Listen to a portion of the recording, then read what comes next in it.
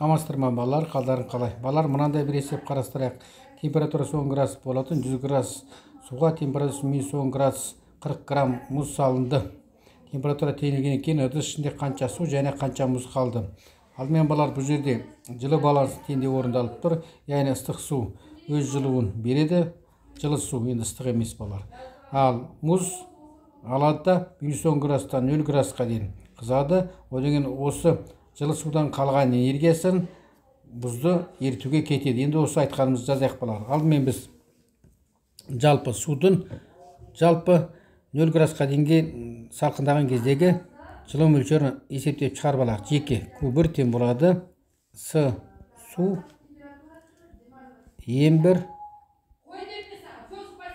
Т2 минус Т нөлевой. Бұл бірінші болсын. Q1 тең болады 4,2 оның 3 дәрежесі жол бөлінген килограмм көбейтілген градус, массасы 0,1 көбейтілген 0,1 бірлігін жазып қояйық балалар, есек қазір бірлік шықпай қалады. Килограмм көбейтілген 10 градус. Градус пен килограмм градус қысқарсын. Сонда жалпы судың 10 градустан 0 градусқа дейін салқындаған кездегі бөліп шығаратын жылу мөлшерін шығарып алдық балалар. Бұл судың беретін жылу мөлшері 4,2 оның 3 дәрежесі жол. Судың жылы судың балалар берген жылу мөлшері. Енді алдымен мұзды балалар біз қыздырып алайық. Q2 тең болады С мұз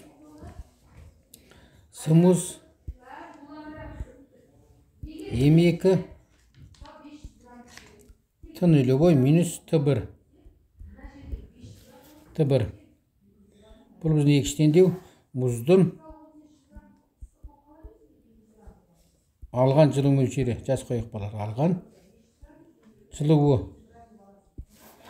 Q2-ні есептеп шығарайық балар. Q2 тең болады С мұздікі 2,1 оның 3 дәрежесі жол бөлінген килограмм көбейтілген градус. Көбейту 4 оның -2 дәрежесі 0-ден -10 алсақ 10 килограмм көбейтілген 10 градус. Градус пен градус қысқарайық, килограмм мен килограмм қысқартайық балар. Сонда бізде 0,21 нарда 10-ның 3 дәрежесі жол қалды балар. 10-ның 3 дәрежесі жол қалды. Бұл суд мұзды қыздыру үшін.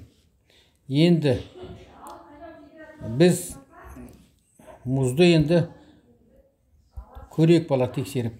Лямды М2 толығымен суға айландыру үшін қажет жылу мөлшерін есептеп көрейік. Бұл біздің балар үшінші теңдеу болсын.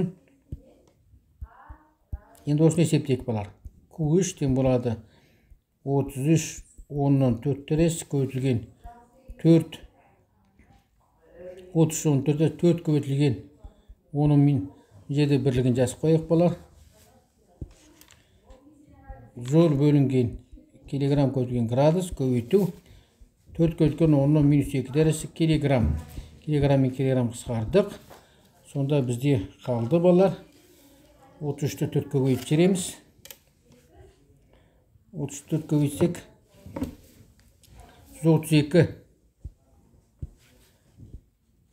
132 болды. 132. Сонда 13,2 10-нан 3 дәрежесі жол шықты балар. Q3 13,2 10-нан 3 дәрежесі жол. Бұл балар біздің судың берген жылу мөлшерінен үлкен. Q1 үлкен Q3-тен.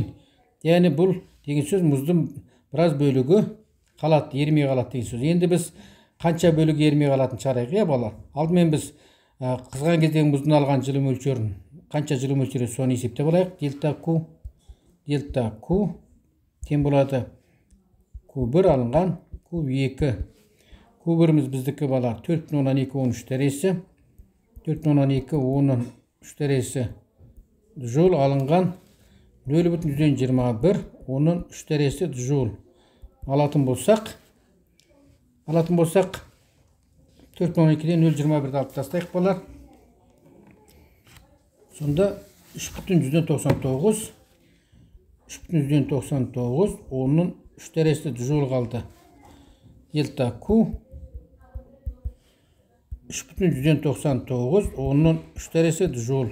Енді осы қалған жылу мөлшері болар біздің мұзды ерітуге кетеді. Яғни дельта Q тең болады лямбда ем мұз, еріген мұз. Бұл біздің төртінші теңдеу. Содан ем мұзды тауып алайық болар. Ем мұз тең болады дельта Q бөлінген лямбда. Бұл біздің бесінші теңдеу болады. Осыдан ем мұз тең болады 3,99 onun 3 derece joule bölüngen 34 onun 5 derece joule bölüngen kilogram. Joule мен joule қысқартамыз. Bunda 10'un minus 2 derecesi болады. 0,11 kilogram. Sonda бұл деген сөз балар ем мұз мен жоқшамын 10 грамм. 10 грамм мұз қалды. Ал бізде балар суымыз 100 грамм болатын. Яғни суымыз ем су 110 грамм су болды. Пайда болды. Өйткені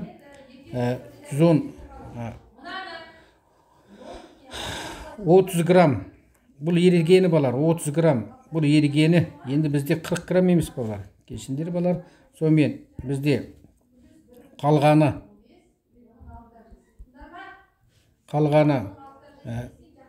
емнің мұздықы тең болады. Ем мұз 30 грамм қалды. 30 грамм қалды. 10 грамм су қайдан кетті. Сонда жалпы суымыз 100-ге 10-ды қосамыз. 110 грамм су болды. Бізде осыны сұрап тұр ғой деймін балар. Яғни бізде 10 грамм мұзымыз ереді. 30 граммымыз қалды. Содан 10 грамм ергеннен кейін судың мәні 110 грамм болды. Осымен сабағымыз аяқталды. Қош сау болыңдар балар.